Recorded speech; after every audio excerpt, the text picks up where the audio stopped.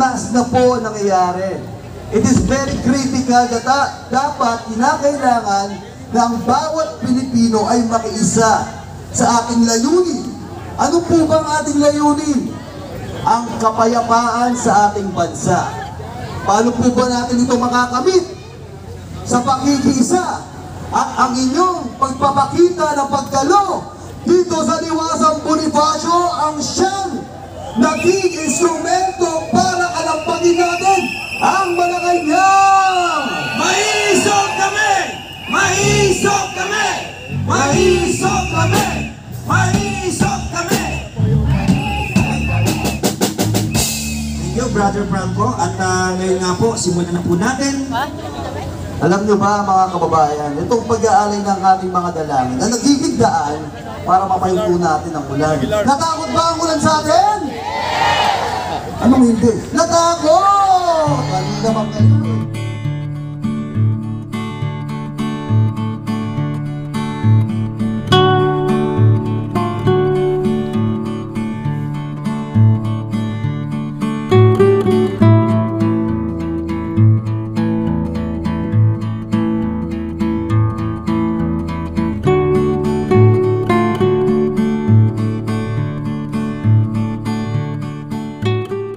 Pagkatapos natin kantahin yung tayo'y nag-aaral pa, ay sumusumpa tayo yung panatang makabayan. Hindi po ba? Natatandaan ba nyo ang huling talata ng panatang makabayan? Sa isip, sa salita, at sa gawa. Ano po naman sa lupang hinirang? Ang huling talata, ang mamatay ng dahil sa'yo. Ituloy po natin sa isip, sa salita, at sa gawa. Ang mamatay ng dahil sa'yo. Iyan ang mga Pilipino. Iyan ang tunay na Pilipino.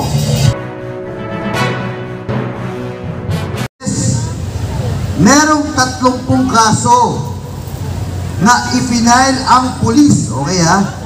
Ang pulis ang nag-file sa mga miyembro ng KOJC sa pananakit. Okay? Pero 36 cases. Pero 18 sa mga misyonaryo ay na-dismiss na sa OCP Davao. So dinismiss mismo ng Prosecutor's Office ng Davao dahil alam nila na isang malaking kasinungalingan ang ginagawa ng Philippine National Police.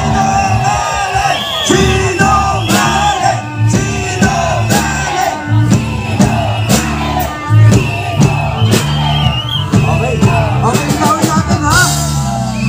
36 against 18 person ay na-dismiss ng OCP Davao City. At yan na malinaw na ipinapakita na meron pa rin tayong batas! Tama, Brother Franco. Alam mo, Brother Franco, no, nakakatuwa itong mga nakikisama sa atin ngayong araw na to, no? Kasi tuwing babagsak ang ulan, ang gandang tignan, sabay-sabay bubukas yung mga mga kapayungan, no? So, Brother Franco, so malinaw na meron pa po tayong batas. Buhay pa ang ating hustisya sa ating bayan. Yan, malinaw po yan. Sa ating mga vlogger, pwede po ibaba po natin ng konti ang mga payo. Okay, kasi po may mga ano sa likod. Meron po tayo. So, brother, tawagan na natin ang susunod nating magsasalita. Tinatawagan po natin mula sa sektor ng Citizens Congress for Good Governance ang ating suki, si Tito Engineer Ed Francisco. Palakpakan naman tayo mga kababayan! Laban kasama ang bayan!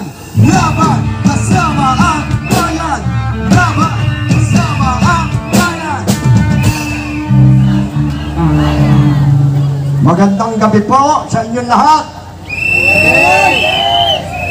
Kapwa ako maisog. Mabuhay ang maisog. Mabuhay! Mabuhay ang may pananandigan. Mamatay ang duwag. Mamatay ang sinungaling. Mamatay! Mamatay ang bangag!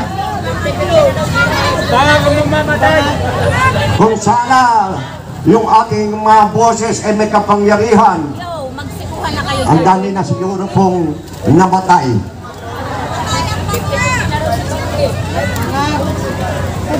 Okay, pinagmamasdan ko, inoobserbahan ko ang abusong mga pulis, lalo na doon sa Davao. Hindi po ako miyembro ng KAOJC. Ako po ay chairman ng Citizens for Good Governance, yung Citizens Congress for Good Governance. Kami po ay advocacy group na ang aming itinataguyod ay una ay yung mabuting pamamahala. Ang pangalawa po ay yung genuine people's participation sa public governance. At ang pangatlo ay federalismo. Dahil po alam po natin na ang ating setup ngayon, ang ating unitary form of government ay pinaiikot na lang ng mga politiko instead na sila ang umingot sa sistema ng ating gobyerno. Hindi po ba? Tama po ba ako? O may tama sila? May tama sila.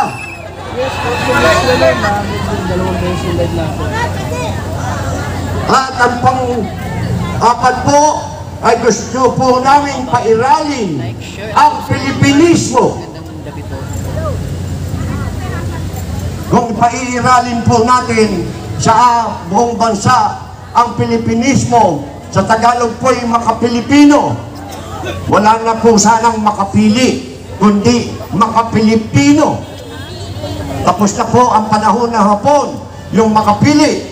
Bakit hanggang ngayon, ang dami pong makapili, lalo na sa ating Kongreso at sa Senado. Hindi po ba? Tama o may tama sila?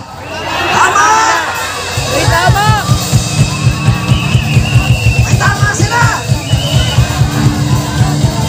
May tama sila! Tama! May tama sila! May tama sila! May tama! May tama sila! May tama sila! May tama sila! Pangat! Marcos! Tingnan po natin ang pangyayari. Ano sa palagay nyo ang mandato ng PNP, ng Philippine National Police? Serve and protect!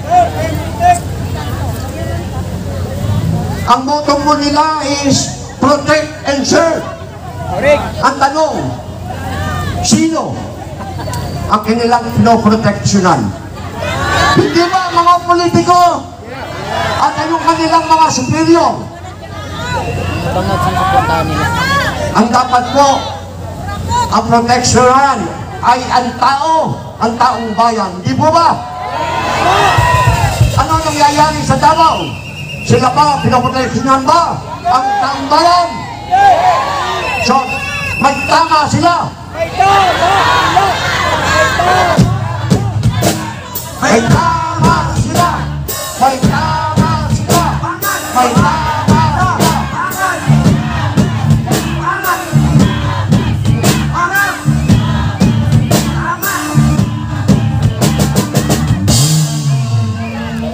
Ang susunod na tanong natin sa sarili, yung kanilang motto, protect and serve.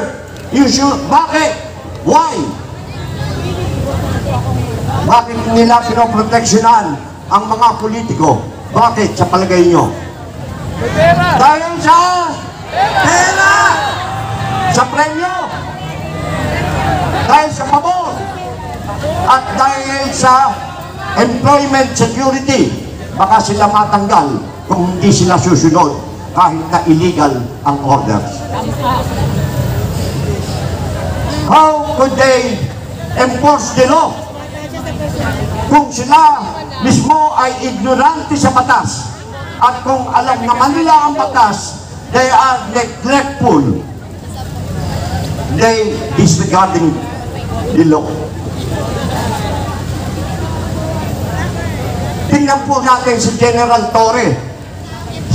Siya na po ang judge. Siya pa rin ang jury.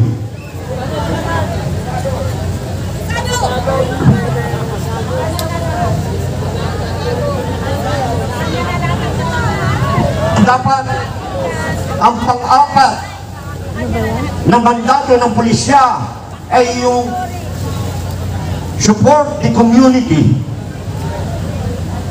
Ano nangyari sa Davao? Sinuportahan ba nila ang komunidad?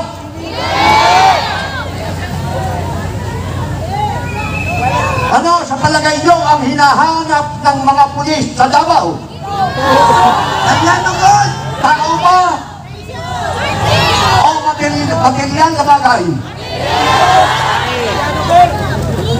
Hindi ba? Ang alam ko, pagka-warrant of arrest, tao ang hinahanap. At pagka-search warrant, bagay naman ang hinahanap. Bakit Bakit iyon? Ang hinahanap nila yung mga bagay, pinupuslit nila yung mga bagay. Bangag kasi. Inilalayo tayo ng kapulisan sa kanila. Tinatakot tayo. Dapat, nung araw kasi, pag anak ka ng teacher, nung panahon ko po, pag anak ka ng teacher, tiyak na honor ka sa klase. At pag anak ka ng pulis, tinatatakutan ka, walang magbubuli sa'yo. At ginagalang natin ang teacher at saka pulis. Ngayon, ano nangyayari?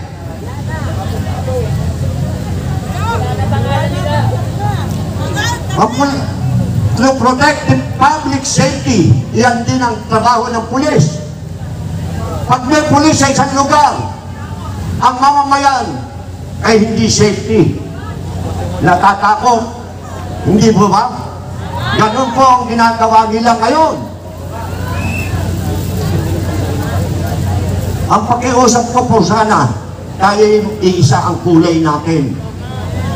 Kahit po magkakaiba ang ating pinanggalingan, ang ating pinag-aralan, dapat huwag natin igalang natin ang ating pagkakaiba, ngunit may pagkakaisa. Kung isa sa puso po natin ang maka-Pilipino o Pilipinismo, ano po na ang definition ng maka-Pilipino o Pilipinismo? Hanguin po natin doon sa kinanta natin kanina na lupang hinirang. At pagkatapos natin kantahin nung tayo'y nag-aaral pa, ay sumusumpa tayo yung panatang makabayan. Hindi po ba? Natatandaan ba nyo ang huling talata ng panatang makabayan? Sa isip, sa salita, at sa gawa. Ano po naman sa lupang hinirang? Ang huling talata, ang mamatay ng dahil sa'yo. Ituloy po natin sa isip, sa salita, at sa gawa, ang mamatay ng dahil sa'yo. Iyan ang maka-Pilipino. Iyan ang tunay na Pilipino. Iyan ang tunay na makristo.